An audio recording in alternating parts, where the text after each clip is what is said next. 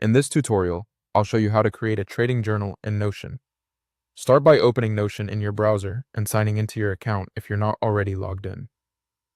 Once Notion loads, you should see your main workspace. Next, go to the top left side of the screen and click Search. This helps you quickly find built-in areas of Notion without manually browsing through the sidebar. In the search field, type templates. As you type, Notion should show matching results below. Now click on Templates from the search results. This will take you to Notion's template area, where you can browse ready-made setups for different use cases. From here, look for the search bar in the template marketplace and click into it. This search lets you find templates designed for a specific purpose instead of scrolling through everything. Type Trading Journal, then press Enter. Notion will show template results related to trade tracking, performance review, and journaling. At this point, browse the available templates and choose the one that fits your style.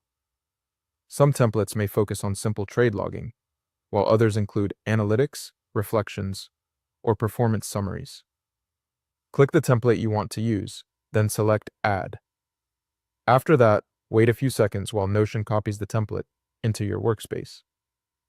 Once it's added, the page should open automatically, and you'll see your new trading journal ready to use. If you don't see it right away, give it a moment and check your sidebar, because the new page is usually added there. Also, make sure you're adding it to the correct workspace if you use more than one Notion account or team space. Once the template is open, you can start customizing it. For example, you might rename the page, update the columns, or add fields like entry price, exit price, strategy, result, and notes. This part is important because a journal works best when it matches the way you actually trade. And that's how you create a trading journal in Notion. Thanks for watching.